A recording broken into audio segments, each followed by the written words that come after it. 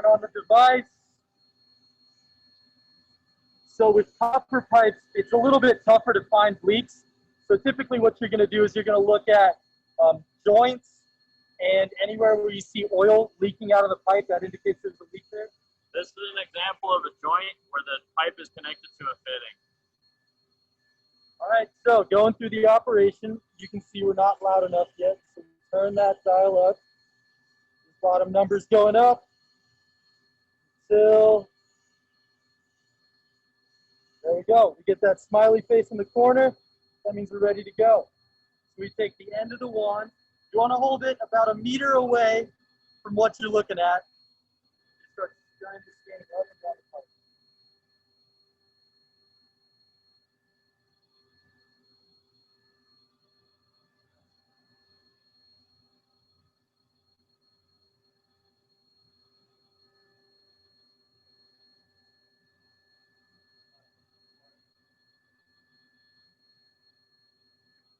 I think we're all good here.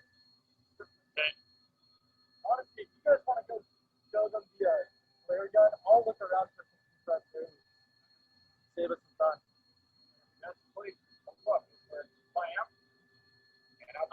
That's a question.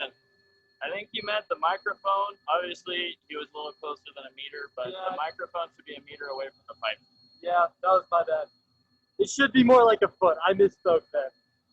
Okay, yeah, 1 meter's 3 feet, so do 1 foot. Yeah. Okay, Conrad's going to go look for some leaks, and we'll meet back up with him when he finds one. All right, let's go do the temperature gun, which over here is a good one. Or on the outlet of this giant heater. So we're going to come look at this gigantic heater. It's freaking awesome. But also, these are some industrial pumps. This is an example of a nameplate. This gives you all of the motor information, and then this gigantic pump is a high temperature supply. So we're going to look at the outlet. We're going to look at the temperature on this. That's going to be the water coming out of this giant heater.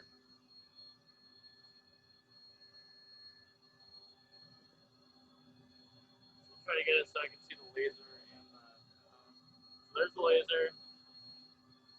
And it's 124.8 degrees, 125.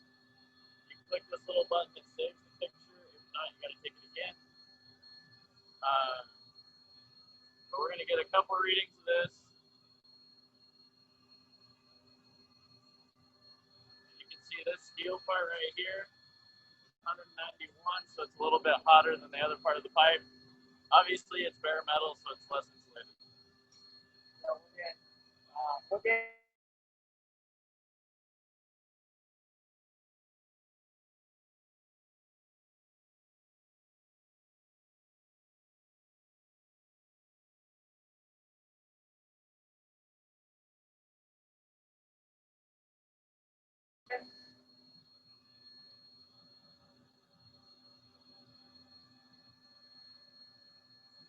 130.6.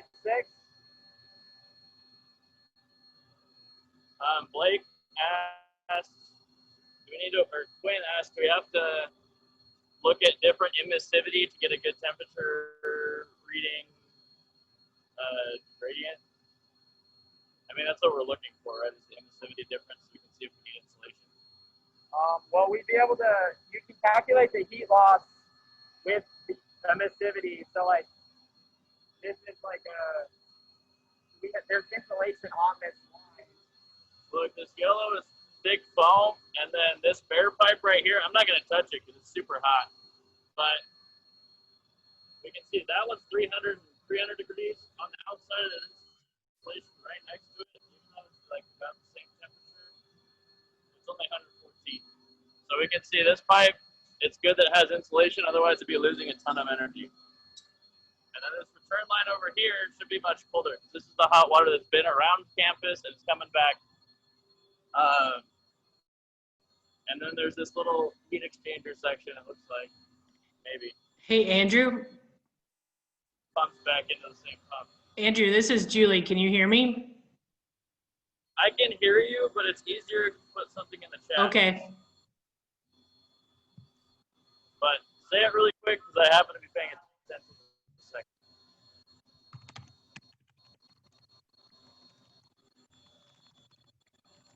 That was the best way to get the ambient temperature. I would say if they have any, just like actual Yeah. building temperature data.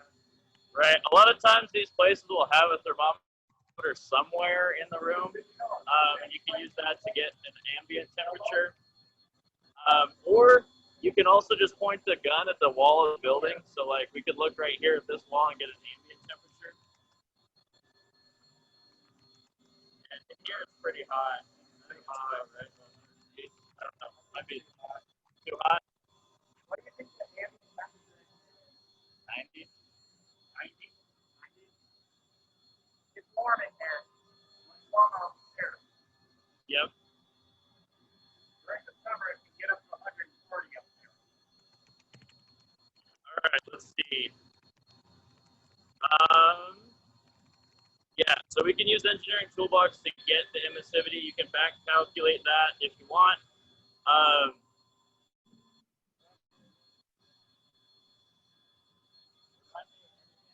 Scott. Okay, sorry about that. Yeah, Scott said it's about 90 degrees Fahrenheit in here, but a lot of places have a thermometer somewhere. However, it might be a good idea to get one for the team to just have a thermometer when we go in. And if you put these loggers on, the loggers have temperature and like amp logging capability. So if we're really interested in ambient temperature, we can get both at the same time, or we can just put a logger on that only records temperature. So we get a 24-hour or a week period of temperature logging in the facility. That's a good point, Jake. I guess I forgot about that. We already log temperature anyway most of the time. All right. Let's see. Where else should we go? We can go find Conrad, maybe find the lead. Oh, Mateo asked, humidity is a good thing to measure too. However, those loggers also measure relative humidity. So we already have a way to look at that. All right, just walk around the plant, I guess, look at some stuff. Okay, Scott, if you would, just for the people that haven't been in this facility before, would you kind of tell us what each section of equipment does and why it's useful? So the pumping that's right here distributes to the campus. Okay. All these pipes are 4 different zones that go out to different parts of the campus. The valves here are to shut off the zone in case there's a leak. And the pumps that are right back behind there are to pump the primary pumps for the cogen unit. Okay. To get heat out of that. And the cogen unit that he's talking about is this giant jet engine that's in this big box over here. Yeah. So we provide heat and steam for all of lower campus out of this building. Okay. Which is a huge area, by the way. So that's why these pipes are enormous and why this engine thing is enormous too. All right, let's walk around, I guess. And I guess we'll go check in with Conrad and see if we found anything yet. But also, so these gauges too are good to know how to read. This is the gauge pressure, pump inlet pressure, and outlet pressure. Sometimes you need to know the pressure drop across the pump. This is a good way to do that, or pressure gain, I guess, across the pump.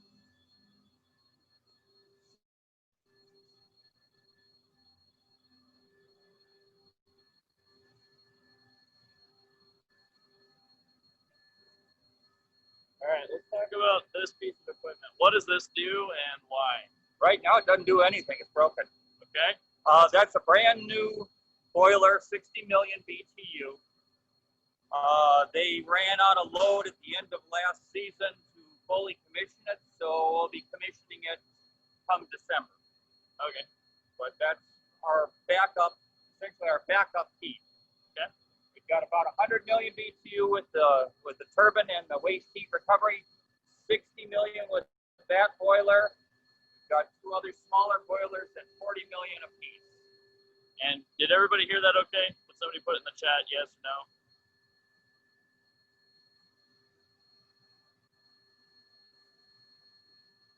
All right, I'm gonna assume yes until somebody tells me no. Also, I guess another good question. Did how many boilers did you run before coronavirus started versus after? Really didn't change, Okay. especially since it was primarily in the summer. Oh, that's a good point. Our loads were really low in the summer. That makes sense.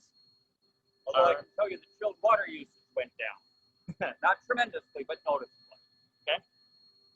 Also, I guess most of this section is these boilers and then also the pumps and pipes.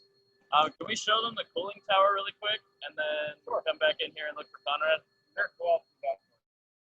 Okay, here we go. Cooling towers are awesome. I just want you to see it because it's cool, but also good to know what they look like so we have an idea of what's going on. Looks like they're welding down here. Always good to have somebody watch you. I'll watch. Anyway.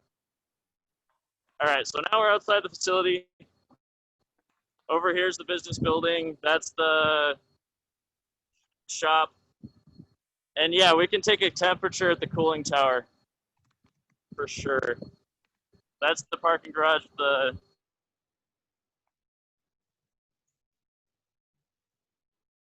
Just to get an idea where we are. All right, here we go. This thing's cool. It might be really hard to hear me. Just put things in the chat because I'm definitely not going to be able to hear you.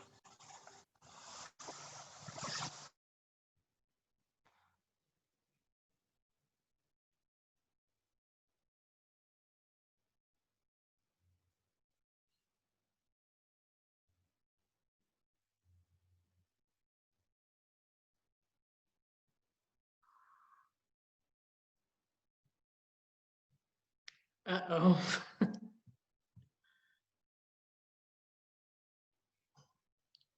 Blake, do you think we lost our feed? Up? All right. There we go. I can hear you again. I don't know if the video's frozen still. So no water, and so it's just open to the atmosphere. Air comes in here and cools it. If you know anything about dry bulb and wet bulb temperature, basically that's what's happening. It cools the air because it evaporates. It cools the water too, and increases the humidity. So it's super humid in there, but it's cool, which is nice. All right. Any questions about the cooling tower while we're outside and it's quiet? Scott can answer some, but if you don't have any questions, that's okay. How many cooling towers are there on campus? Can you say that one more time? How many cooling towers are there on campus? How many cooling towers are on campus? Oh, geez.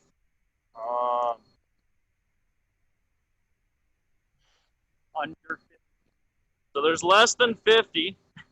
It's one of those we have cooling towers anywhere from really small ones that are process oriented to really big ones that small.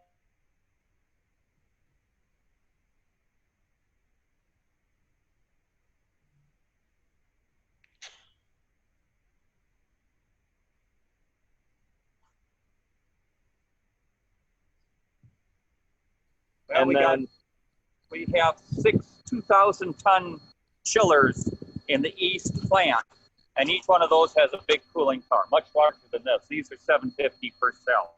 Okay, so these are 750 tons of chilling per unit, and there were like 5 of them in there? There's 2 active. So 2 active. So full build out would be 4, but okay. Those aren't active yet. We don't have the machinery to do anything. That makes sense. So some of the bigger ones are triple or more the size of this one. Yeah.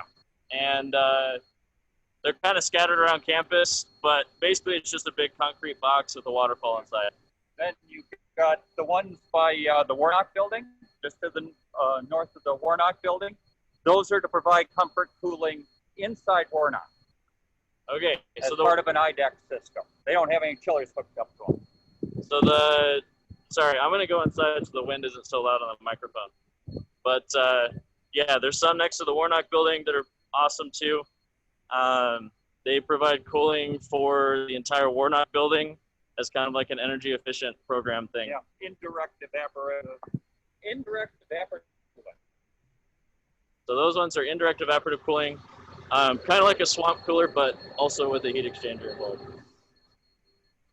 All right, so there's Nestor and Conrad. Let's go up there and check back in with them. Sorry, I think I'm losing feed and getting it back as I disconnect and connect to the Wi-Fi. So, however, my cell signal is super spotty, so I'm going to stay connected to the Wi-Fi. All right, here's Conrad. Are there any operations that use natural gas besides boilers? No, just the boilers here. Okay, just boilers use natural gas, nothing else. There's a pressure gauge up here that has the tank pressure. And that's our return pressure, not the supply pressure. And this one's the return pressure on the boilers, not the supply pressure that it's putting out. Do we have a gas turbine on campus? Just that one. This CHP unit is the only gas turbine on campus. We don't have any others that are connected to the utility system.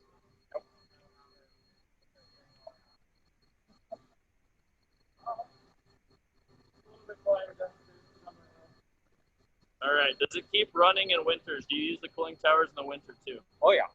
Absolutely. That's also when they're most efficient. Yeah. There are processes, including comfort cooling, that we do need cooling in the winter. Even though it's cold outside, outside air does not always take care of all the comfort cooling. So we do use chilled water. That Not makes to mention, sense. over the business school, a little data center, it needs to be cool. Okay. Does that answer your question, Si? Did you hear that?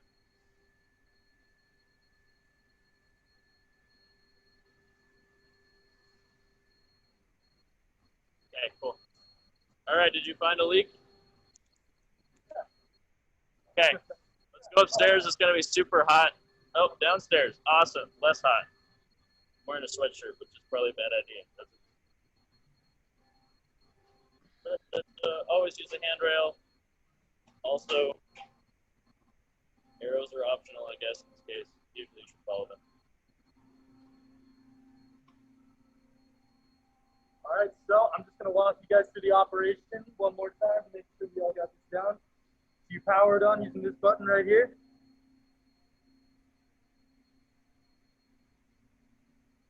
All right, we need to turn up the volume, so we go up, up, up, until we have a smiley face. Now, one thing that I didn't mention earlier, but you don't want to go higher than you need to. You always want to have this number be the smallest you can. That way, you're not hearing all this extra instrument noise, and you're not confusing something that's not a leak for a real leak. So,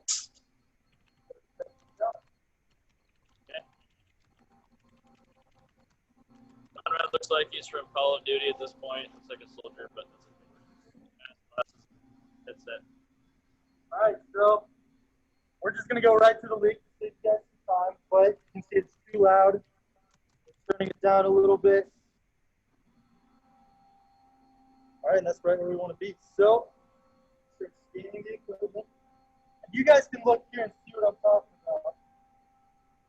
Come there. There we go. We get that sharp noise there. So it goes back and forth from 20 to 30. There's a spike right there. I don't know if you can still hear me, but that's suggesting that right here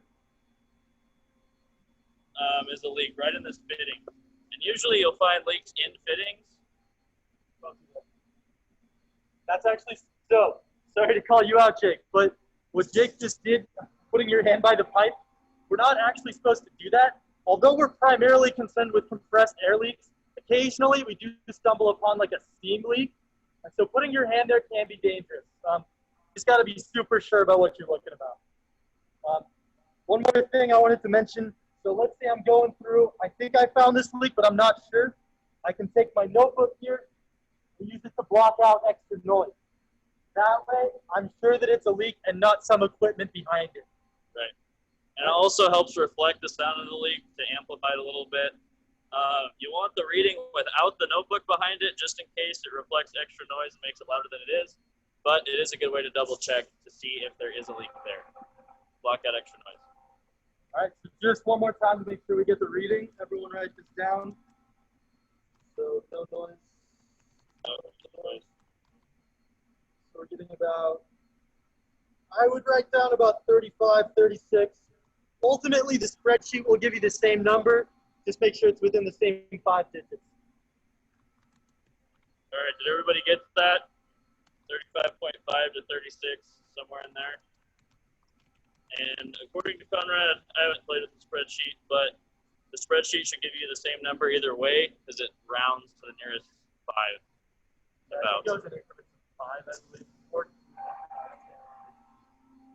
All right. These are just tanks, I think. These are pressure gauges on the tanks. Hey, Andrew, you have a question. Okay. A good Sorry. question. Chat. Took me a second. Okay. What's the unit PSI?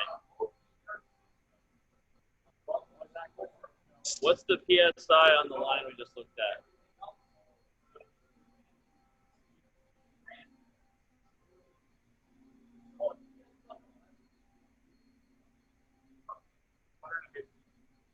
So this is the compressor.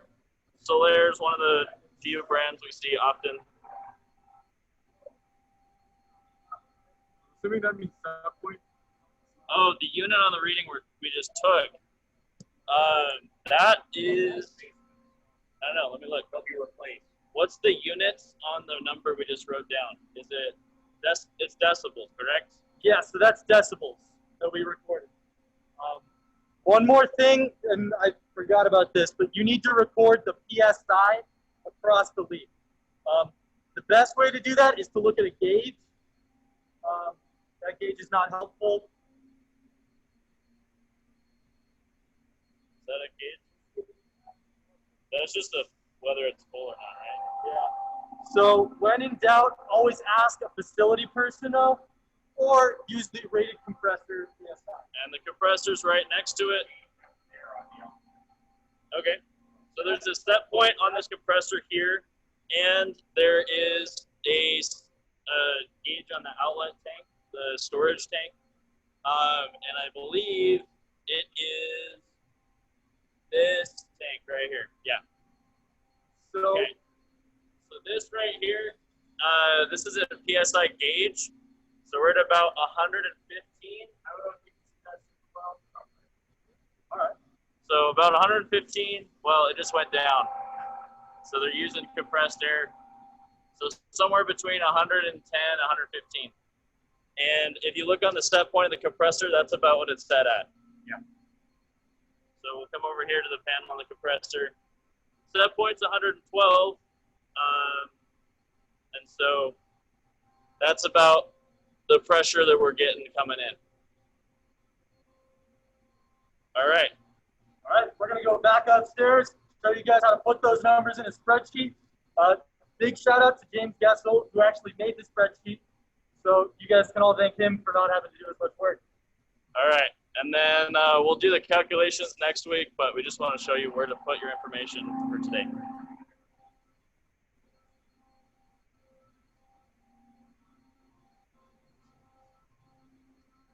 And obviously, big thank you to Scott, who led us through the facilities today. If you have any questions about anything at all really related to utilities on campus, Scott is your man, especially for lower campus.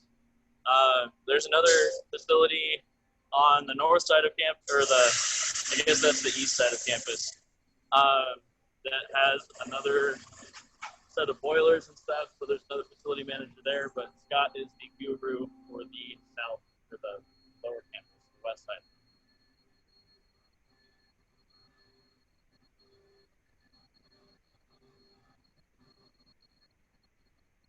All right. This is the operating room. We can't go inside just in case we have COVID and we don't know it. But you can see they have gigantic monitors. A lot of operating rooms will have this stuff. Sometimes We need to know things that the people on the floor don't know. The operators know everything because they are the people that run the whole plant. And so any questions about general operation, those guys know it's their entire job.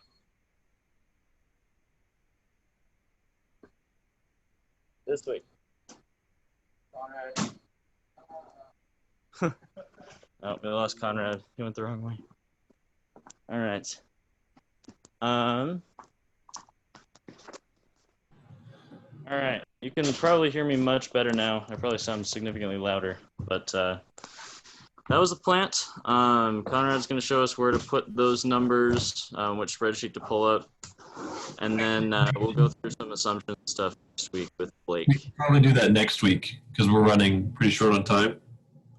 Oh, that's a good point. Yep. We're supposed to be done here in like 5 minutes. So yeah.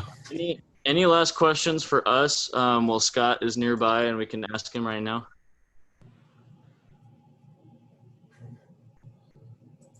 Any from the team at all on operation? I mean, the expectation at this point is that you guys have all seen this these equipment being used.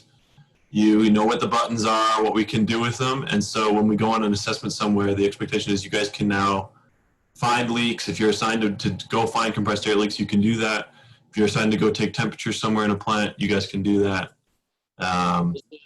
Just another note to reiterate, those headphones on the compressed air leak thing, you can hear the leak too, and it sounds like a high-pitched scream, kind of, just like a whistling sound almost.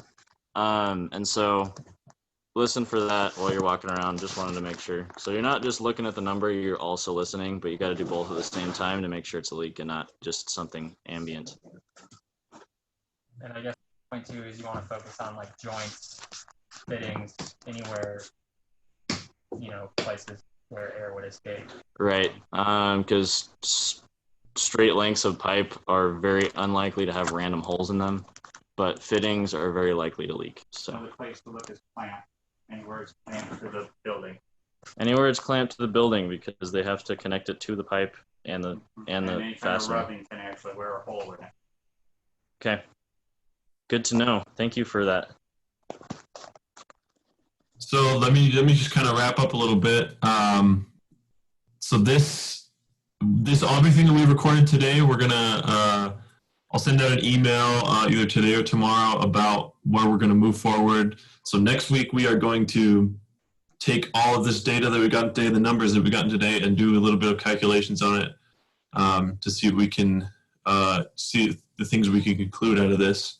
And then later this week, Tess and Quinn are going to go back to the central plant and retrieve the loggers that were installed by the other team last week. And so we'll have that data back. And so on Tuesday, we'll be going over all that logger data, talking about compressors specifically, because we did log compressed air pressure and the CW for the compressor. And then we'll talk about everything that we've done today. And so it'll just be a lot of calculating. We'll break into some small teams on here on Zoom to kind of to get everybody some exposure to doing some calculations and talking about the changes that we can make. And then bring any questions you have next week, just because we're just trying to train everybody on everything. So this has been really great, guys. I thought this went better than we hoped, so that's awesome. So thank you, Andrew, Conrad, Jake, and Nestor for taking this and running with it. And thank you, Scott, so much for letting us come into your facility. So we really appreciate it. Yeah, Blake, to that point, thank you, Scott and team on site. I just wanted to point out, this is Breaking Trail, that it's interesting to test out the streaming. One of the, perhaps we can use it now that we've tried it out a little bit more for our on-site. One of the blocks that we've been hitting, that's an extra thank you to Scott, but some of our customers actually have been concerned about confidentiality and streaming their plant externally. So I just wanted everybody to be aware of that aspect, but this has definitely been fantastic to test out. So thanks, Scott, for being open to it. Great. Are there any other questions at the end here? Anything else that we can, any other things for the team? Any questions for Scott? Any questions for Julie or I? Last chance. Just a huge thanks. Thanks, Scott, and thanks, students. That was really cool. Great. Well, thanks, everyone. Watch for my email, and we'll see everyone next week. Everybody.